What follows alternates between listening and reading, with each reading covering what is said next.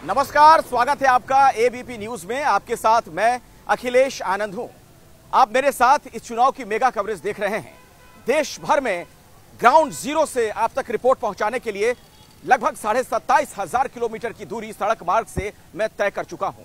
अभी मैं पूर्वांचल में हूं, बलिया में हूं। दरअसल अब पूरा फोकस इस ओर है। हर पार्टी की तरफ से पूरी ताकत यहां पर लगाई जा रही है। बिहार और यूपी की जो 21 सीटें हैं, जहां पर 7वें चरण में मतदान होना है, इसे लेकर क्या हर पार्टी अलग अलग तरीके से रणनीति तैयार कर रही है? क्या जाति का एंगल चलेगा? क्या धर्म के मुद्दे को गरमाने की कोशिश की जा रही है? क्या आरक्षण वाले मुद्दे के आसरे हर पार्टी चुनाव जीतना चाहती है? पक्ष और विपक्ष दोनों आरक्षण को क्या अपने अपने तरीके से परिभाषित कर रहा है, या फिर विकास वाला कार्ड चलेगा? इन सब पर सबकी निगाहें लगी हुई हैं। हम आपके लिए ग्राउंड जीरो से एक ऐसी खबर लेकर आए हैं, आप देखेंगे इस चुनावी प्रयोगशाला में, जिससे आपको यह पता चल जाएगा कि हर चरण के चुनाव के साथ साथ कैसे मुद्दों की जो कैलकुलेशन है, एक्शन है और रिएक्शन है, वो सामने आया है। देखिए।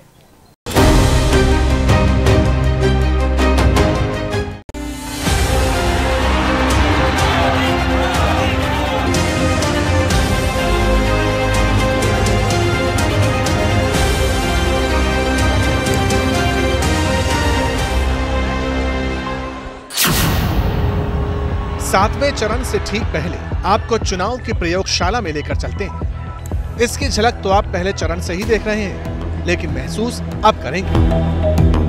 अब तो फाइनल प्रोडक्ट निकलने ही वाला है। इसमें होता यह है कि जब रैलियों में तीखे बयान उबाल मारते हैं तो नए नए मुद्दों का आविष्कार होता है। एक्शन रिएक्शन का कॉम्बिनेशन दिखाई पड़ता है और यही कॉम्बिनेशन जनता तक पहुंचता है और फिर इन्हीं सबको ध्यान में रखकर मतदाता वोट डालते हैं। तब कहीं जाकर काउंटिंग के दिन कैंडिडेट की हार जीत तय होती है।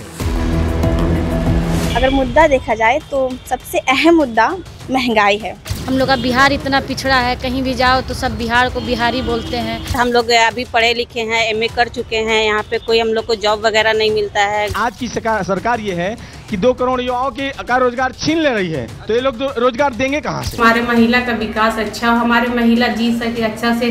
बदलाव जरूरी है, एकदम जरूरी है। अच्छा सरकार होना चाहिए कि हम लोग का पेट भरे, हम लोग बच्चे का काम है न धंधा है, कैसे में खाएगा? क्योंकि हमारे बुनकर लोग बहुत ज्यादा परेशान है, बड़ा भुखमरी का शिकार है। ये जो इतना तेजी से बेरोजगारी फैल रही और ये गरीब लोग कहाँ से जिएंगे खाएंगे? ग्रेजुएशन कर चुके हैं, ग्रेजुएशन करने के बाद भी हमें नौकरी नहीं मिल रही है। रोजगार है नहीं, बुनकर का लूम चले ना चले, इनको तो बिल का पैसा देना है। नहीं पढ़ाई हो रहा है, नहीं नौकरी मिल रहा है, नहीं सूद से खाना मिल रहा है। नतीजों में अभी वक्त है, लेकिन नेता मुद्दों को कसकर पकड़ रहे हैं। इंडी वालों पर पूर्वांचल का प्रहार होगा और पूर्वांचल का प्रहार जिस पर हुआ वो मैदान से भी बाहर जाकर गिरता है। मोदी जी, आप लंबे लंबे भाषण देना बंद कीजिए। पहले आपके अलग अलग रास्ते थे। सेना में आप जा सकते थे, पब्लिक सेक्टर में जा सकते थे, प्राइवेट सेक्टर में आपको रोजगार मिल सकता था। नरेंद्र मोदी ने नोटबंदी, जीएसटी लागू करके रोजगार के रास्ते बंद किए और सेना में अग्निवीर लागू करके जवानों को मजदूर बना दिया। तो मैं आपसे सबसे पहले यह कहना चाहता हूं, नरेंद्र मोदी कुछ भी कहें, 4 जून के बाद इंडिया की सरकार आने वाली है। अग्निवीर योजना को फाड़ के हम कूड़ेदान में फेंकने जा रहे हैं। अब बात मुद्दों की चली है तो इसे चुनावी प्रयोगशाला के नजरिए से समझिए, क्योंकि यहाँ 2024 लोकसभा चुनाव वाले हर दौर के मुद्दे दिखाई पड़ेंगे, वो भी बड़े गठबंधन के हिसाब से। एनडी मोदी के नाम पर नरेंद्र मोदी की छवि के सहारे 400 पार के नारे पर सवार है। विकास और मजबूत नेतृत्व का कॉम्बिनेशन जब विरोधियों पर वार करता है तो बीजेपी को बल मिलता है, ऐसा दावा है।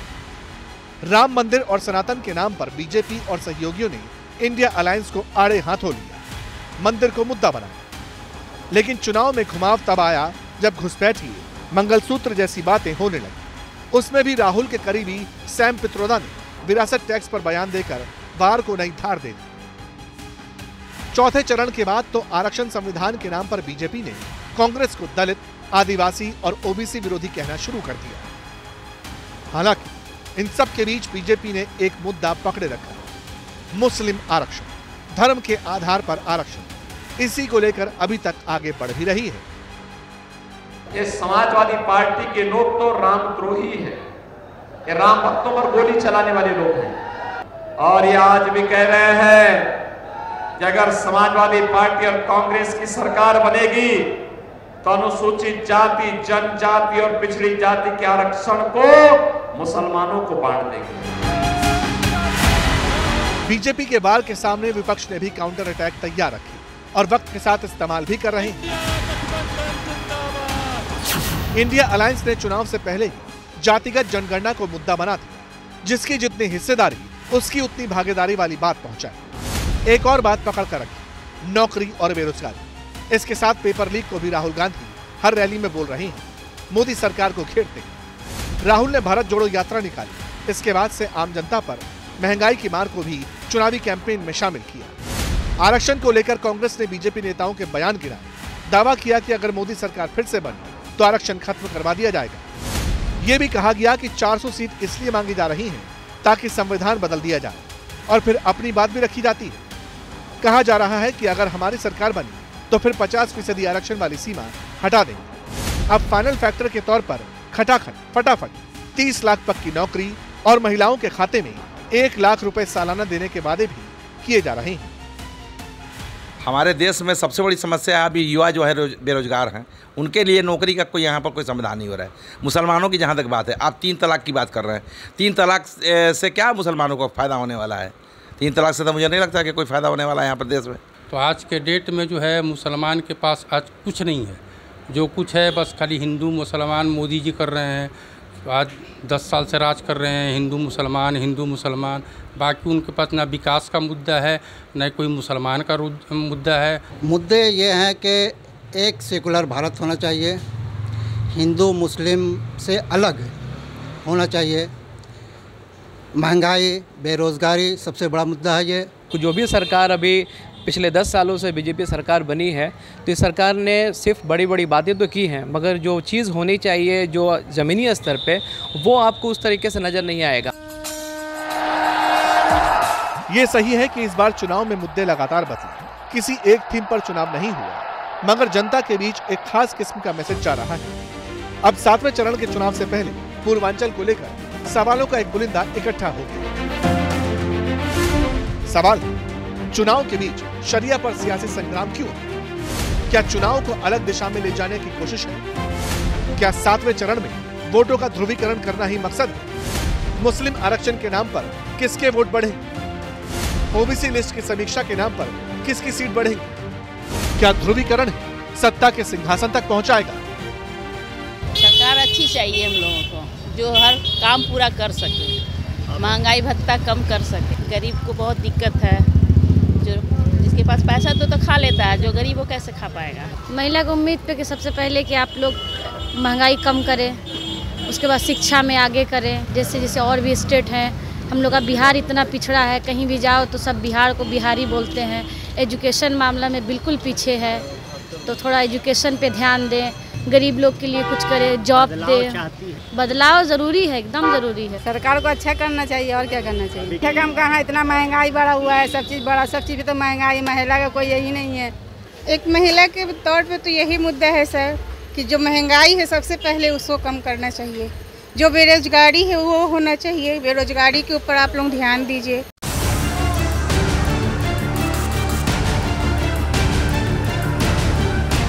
वैसे रिपोर्ट में आगे बढ़ने से पहले ये भी जान लीजिए कि नेताओं की रैली में बात घूम फिर कर हिंदू मुसलमान पर आ क्यों रही है।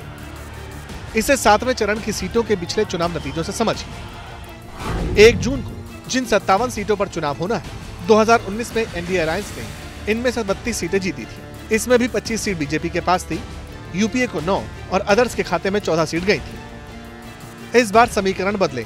पंजाब में अकाली दल और बीजेपी का अलायंस नहीं है, कांग्रेस और आप समेत 4 कॉर्नर फाइट है। हिमाचल में इस बार सत्ता में कांग्रेस है, 4-0 रिपीट करना चुनौती होगी। बिहार में आखिरी वक्त पर नीतीश बीजेपी के साथ आए। कहा जा रहा है बीजेपी को नीतीश के खिलाफ कथित नाराजगी को काउंटर करना पड़ रहा है। महंगाई बहुत ज़्यादा है, हम लोग को घर चलाने में बहुत दिक्कत हो रही है। महंगाई बहुत ज़्यादा है, कमाई कम है, खर्च बहुत। जानते हैं यहाँ कमाने के लिए विदेश जा रहा आदमी, यहाँ कमा नहीं सकता, इतना ये है, खर्चा बहुत ज़्यादा है। महंगाई चल रहा है, बाल बच्चा का पढ़ा ना सक रहे, हर चीज़ में ये होना चाहिए, तब हर चीज़ के तब न होगा, सरकार बदलेगा तब न थोड़ा कम होगा, हर चीज़ का महंगाई गिरेगा। यूपी में इस बार कांग्रेस और अखिलेश यादव साथ, बीएसपी अलग लड़ रही है, इसीलिए बात खुल्लम खुल्ला जातिगत समीकरण पर भी आ गई। लेकिन मुद्दा जो मेन है वो बस यही है, एजुकेशन का मुद्दा है, महंगाई का मुद्दा है, और ये मेन मुद्दा है। सबसे बड़ी चीज समस्या ये कि कोई नेता किसी विपक्ष या पक्ष का कोई आ ही नहीं रहा। हम लोग शकल तक नहीं देखेंगे, अब क्या बताओ, इससे ज़्यादा क्या बताओ। एजुकेशन बहुत महंगी है, बच्चे बेरोजगार हैं, और इतने हाई क्वालिफाइड होकर के बच्चे बेरोजगार चल रहे हैं। विकास है का हो रहा है, नाली गलत बन रही है, पानी सब लीकेज ठीक नहीं हो पा रहा है, सड़क नहीं सही है, पानी की निकासी नहीं सही है, क्या विकास है। सरकार जो चला रही थी पिछले सालों से बहुत महंगा सब कुछ चल रहा था, हर एक चीज भी। इस बार पूरे देश में बेरोजगारी मुद्दा है, शिक्षा, स्वास्थ्य, रोटी, कपड़ा, मकान, यही मुद्दा है। यूपी वाला फैक्टर इसलिए भी अहम है क्योंकि इस चरण में खुद प्रधानमंत्री मोदी की सीट पर चुनाव है, इसलिए हाई वोल्टेज एक्शन, इमोशन सब लाजमी है। हम लोग को वहाँ बिजली की समस्या है कि जो सब्सिडी मिल रही थी उसकी हम लोग समस्या है। गवर्नमेंट अगर फिर सब्सिडी हम लोग को दे बिजली पर, पावर लूम पर, तो ये और बेहतर होगा, और बाकी सब काम ठीक है इनका। ये कि हमारे बुनकर लोग बहुत ज़्यादा परेशान है, बड़ा भुखमरी का शिकार है। इसमें कोई क्या बुला के एक दिन हो जाता है, फाका पाती एकदम नहीं है, खाने के नहीं है। बेरोजगारी, बुनकरों का पलायन रोकना और तरह तरह की छूट में मुब्तला करके जो नफरत की आग लगाई जा रही है उस आग को बुझाने के लिए हम लोग अपने लोकतांत्रिक अधिकार का इस्तेमाल करेंगे। रोजगार नहीं है, मोदी जी इस पर ध्यान नहीं दिए, यहाँ बनारस के बुनकर बहुत से दूसरे शहर में चले गए, ये सब चीज़ की कमियां हैं। मगर 2019 के नतीजों के साथ यूपी की उन 13 सीटों का अलग से असेसमेंट क्या कहता है, ये भी समझ लीजिए। 7वें चरण में यूपी की 13 सीटें महाराजगंज, गोरखपुर, कुशीनगर, देवरिया, बांसगांव, घोसी, सलेमपुर, बलिया, गाजीपुर, चंदौली, वाराणसी, मिर्जापुर और रॉबर्ट्सगंज में चुनाव। बीजेपी ने 13 में से 10 पर कैंडिडेट उतारा है। 3 सीट पर सहयोगी अपना दल एस और ओपी राजभर की पार्टी चुनाव लड़ रहे हैं। इंडिया अलायंस की तरफ से समाजवादी पार्टी 9 और कांग्रेस 4 सीट पर दांव आजमा रही है, जबकि मायावती की बीएसपी सभी 13 सीट पर चुनाव लड़ रही है। 2019 के चुनाव में बीजेपी 13 में से 9 सीट जीतने में कामयाब रही थी, जबकि 2 सीटें उसके अलायंस पार्टनर अपना दल एस ने जीती थी और 2 सीट बीएसपी को मिली थी। धर्म के आधार पर आरक्षण यह असंवैधानिक है। कांग्रेस और उसके सहयोगी इंडी गठबंधन से जुड़े हुए दल हैं, इन लोगों में एक होड़ सी लगी है मुस्लिम आरक्षण देने का। बिहार के अंदर लालू जी पहले ही बोल चुके हैं, मुसलमानों को, सभी मुसलमानों को आरक्षण मिलना चाहिए। इसका मतलब आरक्षण कहां से मिलेगा? ये आरक्षण यही ओबीसी और एससी एसटी का आरक्षण में से ये बांट करके मुसलमानों को देना चाहते हैं। Bharatiya Janata party SC ST और ओबीसी के आरक्षण को सुरक्षित रखने के लिए किसी भी प्रकार के मुस्लिम आरक्षण का विरोध करती है। चुनावी दलों ने जिस तरह अपने कैंडिडेट उतारे हैं, उससे लगता है कि इस चरण का चुनाव पूरी तरह जातीय बिसात पर केंद्रित है, जिसमें ओबीसी वोटर्स के लिए खींचतान है। इसके अलावा बीएसपी के दलित वोट बैंक को भी साधने की कवायद है। तो क्या जाति वाले फैक्टर को काउंटर करने के लिए मुस्लिम आरक्षण वाले मुद्दे को बार बार उठाया जा रहा है? अच्छा सरकार होना चाहिए कि हम लोग का पेट भरे, हम लोग बच्चे का पेट भरे। क्या मिल रहे, 5 किलो अनाज दे रहे हैं तो उससे क्या होगा? हमारा मुद्दा, हम यही चाहते हैं कि सरकार बदलनी चाहिए। चेहरा आज हम 5-10 साल से देख रहे हैं, चेहरे को बदलना चाहिए। और मुसलमानों के लिए भेदभाव जो है कि हिजाब हटाना, इस तरह का हमको पसंद नहीं। बेरोजगारी पहले हट जाए, क्योंकि हम ग्रेजुएशन कर चुके हैं, ग्रेजुएशन करने के बाद भी हमें नौकरी नहीं मिल रही है, हमें सिर्फ नौकरी चाहिए। अनएम्प्लॉयमेंट, बेरोजगारी, हर तरीके की महंगाई हुई, चाहे किसी तरीके की हुई, गरीबों के लिए कोई फैसिलिटी नहीं। हमारे गाजीपुर शहर में कोई भी मतलब फैसिलिटी नहीं। सिलेंडर देख लीजिए, पेट्रोल देख लीजिए, और जो ये अभी जो ये चल रहा है आपका क्या बोलते हैं नौकरी नहीं मिल रही है, विकास नहीं हुआ है। मुद्दा है महंगाई है, ना फैक्ट्री है, ना कारखाना है, सरकार बदलनी चाहिए था। इसी तरह चुनाव के आखिरी अध्याय में बिहार का रण भी अहम दिखाई दे रहा है। यहाँ जनता के मन में कौन बसा है, कौन से मुद्दे चलेंगे, चुनावी प्रयोगशाला से निकलकर कौन घर तक जाएंगे। इस बार का चुनाव अगर मुद्दा देखा जाए तो सबसे अहम मुद्दा महंगाई है, जिसके बारे में कोई भी नहीं सोच रहा है। तो हमारे देश में ऐसी सरकार बननी चाहिए जो महंगाई के बारे में सोचे। गैस देखो कितना ज़्यादा बढ़ रहा है, उसका दिन ब दिन दाम बढ़ते जा रहा है, घटने के बजाय बढ़ रहा है। हम लोग अभी पढ़े लिखे हैं, एमए कर चुके हैं, यहाँ पे कोई हम लोग को जॉब वगैरह नहीं मिलता है, घर पे रहना, ये सब दंगे वगैरह करते हैं, वो सब बदलाव होना चाहिए। सरकार बदलाव करे, उस सब पे ध्यान दे सरकार। अच्छा सरकार चाहिए, बस जो हमारे महिला का विकास अच्छा हो, हमारे महिला जी सके अच्छा से, उसके साथ रास्ता चलते छिड़कानी ना हो, वो उसका अधिकार जो है उन्हें मिले। पढ़ लिख कर भी कुछ कर नहीं पा रही है, सरकार उसे दे नहीं कुछ पा रहा है। महिला के साथ बहुत अत्याचार होता है, दहेज के लिए परेशानी होता है, उसे ससुराल में तंग किया जाता है, इस पे भी रोक हो। जेडीयू और चिराग की पार्टी के साथ मिलकर बीजेपी इस बार 2019 वाला परफॉर्मेंस रिपीट करना चाहती है।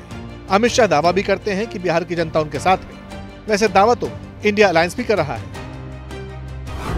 1 जून को 7वें चरण में बिहार में नालंदा, पटना साहिब, पाटलिपुत्र, आरा, बक्सर, सासाराम, काराकाट और जहानाबाद सीट पर चुनाव होना है। 2019 के लोकसभा चुनाव में इनमें से नालंदा, काराकाट और जहानाबाद सीट पर जेडीयू ने जीत हासिल की थी।